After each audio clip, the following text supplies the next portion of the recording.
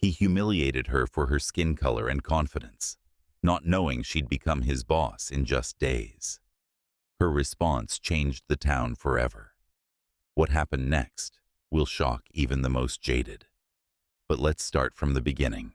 The small, dusty town of Brookside, with its worn brick buildings and faded storefront signs, prided itself on tradition. But beneath its charming veneer, a church steeple that punctuated the skyline, an ice cream parlor that still served $1 cones, lay an unspoken undercurrent of prejudice.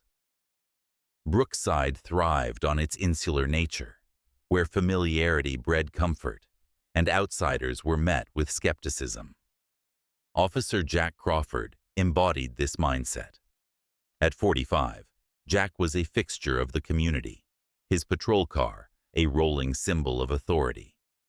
With a weathered face that rarely softened and a permanent scowl etched by years of enforcing small-town law, Jack considered himself the gatekeeper of Brookside's order. 20 years in the department had cemented his belief that his job wasn't just to uphold the law, it was to remind outsiders they didn't belong. On a quiet Tuesday afternoon, the town hummed with its usual lethargy. Jack sat parked outside Brookside's lone diner, a ceramic mug of black coffee in hand. He surveyed the world through his windshield, looking for minor infractions to justify his vigilance. The rattle of the diner door, the squeak of truck tires, even the faint laughter of locals were familiar rhythms he barely noticed. Then the sleek black SUV broke the monotony. It rolled into the parking lot, its glossy finish gleaming like a foreign gem against the dusty backdrop. Jack's scowl deepened as the car stopped, slightly off-center in the marked space. His sharp eyes locked on the driver as she stepped out. Camille Mila Jones, her navy blue blazer spotless, her natural curls catching the sunlight, looked every bit like someone who didn't belong in Brookside. Her stride was confident, her demeanor poised, a sharp contrast to the modest, understated locals. Jack didn't like her already. He climbed out of his car, his boots crunching on gravel as he approached. "Ma'am," he barked, gesturing to her car. "You know this is a no-parking zone, right?" His tone was sharp, despite the car being within the lines. Mila turned to face him, her expression calm and steady. "Good afternoon, officer. I believe I parked just fine. Is there an issue?" Her composure irritated Jack further. "License and registration," he snapped. Mila complied without hesitation, retrieving her documents. As Jack examined them, he couldn't resist digging further. "What brings you to Brookside, Ms. Jones? Visiting family?" "No," she replied, her voice smooth. "I'm here for work." His lip curled. "What kind of work?"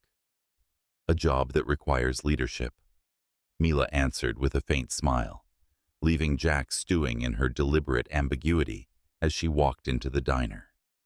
His irritation simmered as he watched her go, interpreting her grace as defiance. The Brookside Police Department buzzed with nervous energy the next morning. Officers gathered in clusters, whispering and speculating about the identity of their new chief. The department's former leader, Chief Walton, had retired abruptly after nearly 3 decades of service, leaving a void that many doubted could be filled. The stale smell of burnt coffee lingered as the chatter echoed off the pale walls of the station. Jack Crawford leaned casually against the water cooler, his posture as dismissive as his tone. "Mark my words," he muttered to the officers nearest him. "Some pencil pusher from the city. They'll try to fix things that don't need fixing, get frustrated, and quit in 6 months." His audience chuckled half-heartedly, nodding in agreement, though their curiosity remained piqued. Jack's cynicism was a hallmark of his personality, and most of his colleagues had long since stopped challenging him. The sound of footsteps and hushed murmurs rippled through the room as the mayor entered. Flanking him was Camille Mila Jones, her presence commanding immediate attention.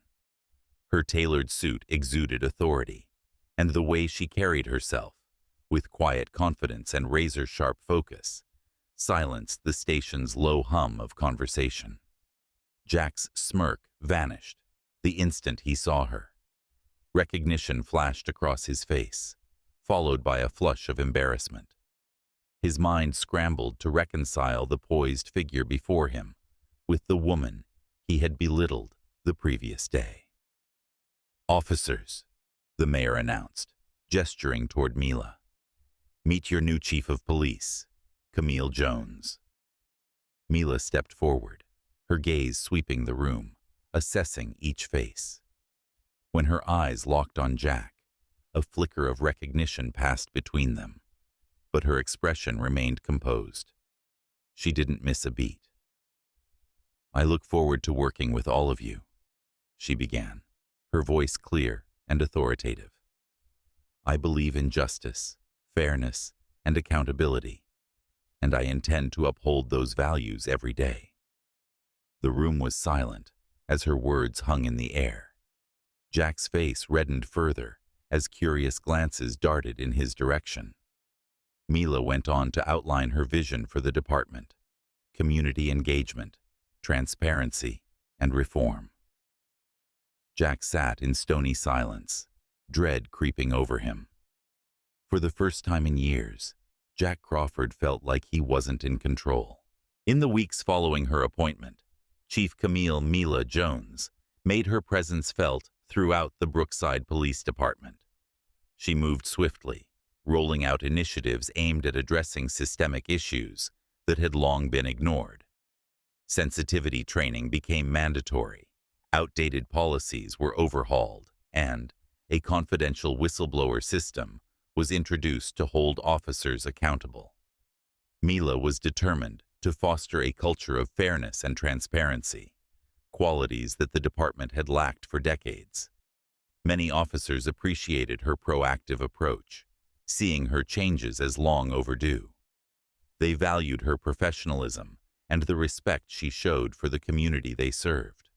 Others, however, found her leadership unsettling, none more so than Officer Jack Crawford.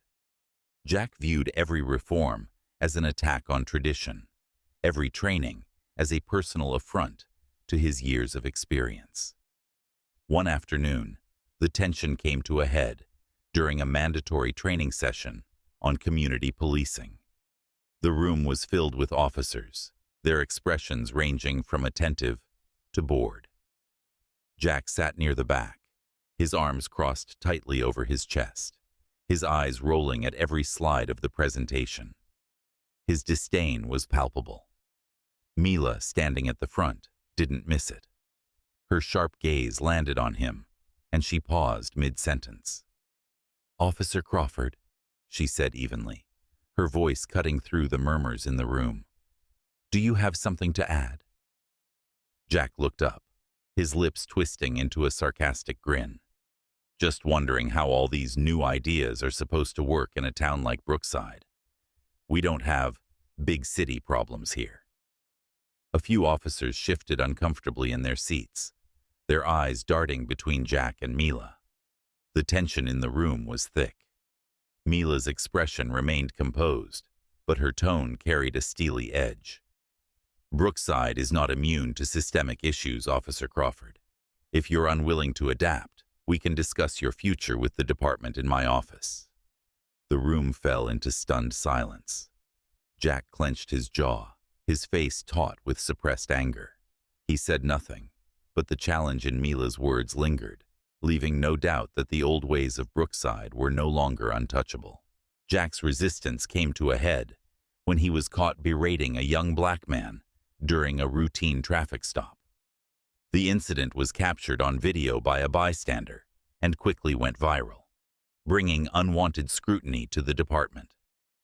Mila acted swiftly, suspending Jack, pending an investigation. The move divided the town, with some applauding her decisiveness and others accusing her of targeting a dedicated officer. At a town hall meeting, Mila addressed the public. "My goal is not to punish, but to ensure that every resident of Brookside feels safe and respected. No one is above the law, not even those sworn to uphold it. In the weeks that followed, Jack's suspension was upheld, and he chose early retirement over further disciplinary action. On his last day, he approached Mila's office. "I misjudged you," Jack admitted grudgingly. "Maybe this town needed a shake-up." Mila met his gaze. "Change is hard, but it's necessary. I hope you'll use your experience to help others see that." As Jack left the department for the final time, he felt a mix of resentment and reluctant respect. Mila, meanwhile, continued her work, determined to build a police force that served everyone equally. Brookside was changing, and Mila was at the helm, steering the town toward a more just future.